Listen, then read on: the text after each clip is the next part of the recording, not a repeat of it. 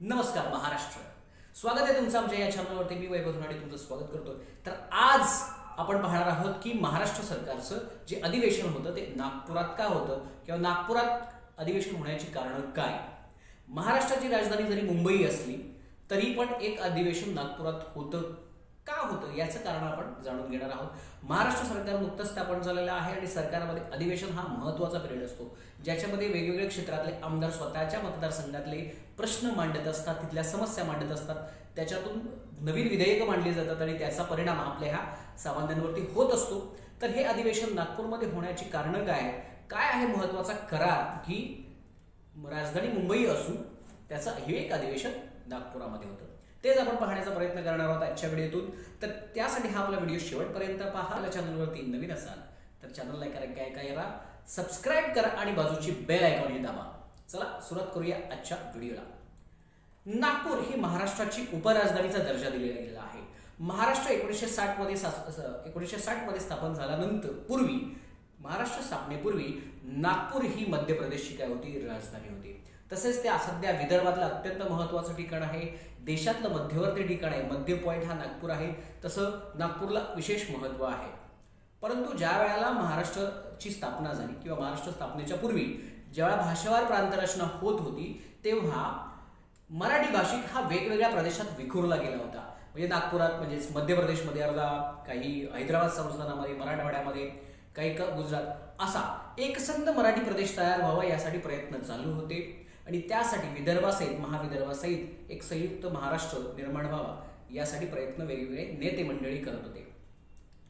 तर यासाठीच की महाराष्ट्र स्वतंत्र म्हणजे स्थापनेसाठी जे काही करार करण्यात आले त्याच्यातला एक महत्त्वाचा करार होता तो म्हणजेच नागपूर करार. आणि ह्या नागपूर करारातच अधिवेशन नागपूरला होण्यामागचं कारण आहे. तर काय होता नक्की नागपूर करार हे आपण आता जाणून घेण्याचा प्रयत्न करणार आहोत. नागपूर करारामध्ये कसं महाराष्ट्र स्वतंत्र झाल्यानंतर महाराष्ट्राची स्थापना होताना जेव्हा नागपूर विदर्भासहित ज्या वेळेला महाराष्ट्र स्थापन होणार होता त्यावेळेला नागपूरचा मध्य प्रदेशची राजधानी ही महाराष्ट्रात येणार होती. त्याच्यामुळे नागपूरला असलेल्या राजधानीचा दर्जा हा कुठेतरी कमी होणार होता. हा एक महत्त्वाचं कारण होतं. तसेच विदर्भ आणि मुंबई येथपर्यंत असलेला जो प्रदेश आहे हा मोठा आहे. ठीक आहे. तर यासाठी एक तिथल्या काही जे स्थानिक काँग्रेस नेते होते त्यांनी हा करार करून घेतला. त्याच्यामध्ये तुम्हाला पाहायला मिळतील R.K. पाटील आहेत, भाऊराव हिरे आहेत, यशवंतराव चव्हाण आहेत, P.K. देशमुख आहेत, याच्या शेषराव वानखेडे यासारख्या नेत्यांच्या सह्या या नागपूर करारावरती होत्या. म्हणजे या वेगवेगळ्या नेत्यांच्या सह्या त्याच्यावरती होत्या आणि या करारामध्ये एकूण 11 तरतुदी नमूद करण्यात आल्या होत्या. या 11 तरतुदींपैकी एक तरतूद अशी होती की जे मुंबई म्हणजे बॉम्बे पूर्वी हायकोर्टाचं जे एक खंडपीठ हे नागपूरला असावं जेणेकरून विदर्भातल्या लोकांना तिथल्या समस्या सोडवण्यामध्ये काही येऊ नये, प्रॉब्लेम्स येऊ नयेत म्हणून मुंबई कोर्टाचं एक खंडपीठ नागपूरला असेल. त्याच्यामुळे मुंबई हायकोर्टाचं उच्च न्यायालयाचं खंडपीठ तुम्हाला नागपूरला पाहायला मिळतं ते हे या नागपूर कराराद्वारे. याच्या व्यतिरिक्त अजून वेगवेगळ्या त्याच्यामध्ये तरतुदी होत्या. त्याच्यातली एक महत्त्वाची तरतूद आहे ती म्हणजेच नागपूर इथे होणाऱ्या अधिवेशनासोबत. त्याच्यामध्ये एक असा अधिवेशनामध्ये एक तरतूद करण्यात आलेली आहे. विधिमंडळ आहे ते वर्षातून एकदा निश्चित काळासाठी इथे पूर्णपणे नागपूरला यावं आणि ते एक अधिवेशन नागपूरमध्ये घेण्यात यावं अशी तरतूद करण्यात आली होती. 11 तरतुदींपैकी एक जे अधिवेशन महाराष्ट्र सरकार पूर्ण विधिमंडळ म्हणजे त्याच्यात विधानसभा असेल, राज्य विधान परिषद असेल, पूर्ण मंत्रिमंडळ हे नागपूरला यावं आणि तिथे त्यांनी अधिवेशन घ्यावं हा त्याच्यातला एक महत्त्वाचा करार होता. आणि या करारान्वये महाराष्ट्र स्थापनेपासून म्हणजे 1960 पासून तिथे काय होत आहेत, अधिवेशन होत आहेत. म्हणजे पहिलं अधिवेशन 1960 मध्ये यशवंतराव चव्हाण मुख्यमंत्री असताना झालं. मग तिथपासून आज तकायत ही परंपरा चालू आहे या करारान्वये. म्हणून आज तुम्हाला एक अधिवेशन म्हणजे तेच हिवाळी अधिवेशन तुम्हाला नागपूरमध्ये पाहायला मिळतं. ठीक आहे. सरकारची विविध अधिवेशनं होत असतात. हिवाळी अधिवेशन, पावसाळी अधिवेशन किंवा आर्थिक बजेटवरती एक अधिवेशन किंवा अन्य अधिवेशन होत असतात. त्याच्यामधलं एक अधिवेशन ते म्हणजे सारखं हिवाळी अधिवेशन नागपूरमध्ये घेण्याची प्रथा तिथे पडलेली आहे. आता या अधिवेशनाचं काय महत्त्व असेल, का बरं घेतलं असेल याची कारणं आहेत.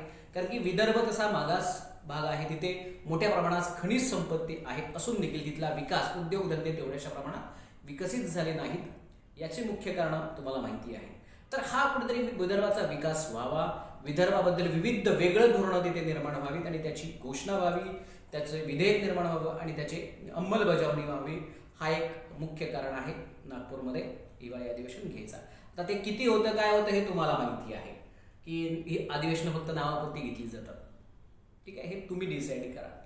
तर अधिवेशनं चांगली की वाईट किंवा त्याच्यामध्ये जनतेचे प्रश्न उपस्थित केले जातात की नाही हे तुम्ही नक्की कमेंट्सद्वारे आम्हाला कळवा. तर याचा जो कालावधी आहे हा सुद्धा अनिश्चित आहे की कधी 27 दिवस घेतले गेले, कधी 28 दिवस घेतले, कधी 6 दिवसातही अधिवेशन आटोपलेलं आहे. मग त्या 6 दिवसात पूर्ण विदर्भाची किंवा महाराष्ट्राचे प्रश्न मांडले जाऊ शकतात का याचा विचार करा तुम्ही. ठीक आहे, तर याचं एक मुख्य कारण म्हणजे विदर्भात जो करार झाला म्हणजे नागपूर करार झाला 1953 मध्ये जो हा करार झाला त्याच्यामध्ये कालावधी विशिष्ट कालावधीचं नमूद केलं नव्हतं. याचा गैरफायदा म्हणा ते सरकार घेत असतं आणि त्याचा कालावधी हे मागे पुढे करत असतं. तर तुम्हाला कळलं असेल की हिवाळी अधिवेशन नागपुरामध्ये का होतं याचं कारण मी तुम्हाला सांगितलेलं आहे. तर हा संपूर्ण व्हिडिओ तुम्हाला ही माहिती कशी वाटली हे आम्हाला कमेंट्सद्वारे कळवा किंवा ज्यांना माहीत नाही त्यांनी काय करा इतरांना फॉरवर्ड करा आणि आपल्या चॅनलला सबस्क्राईब नक्की करा. तर धन्यवाद. जय हिंद, जय महाराष्ट्र.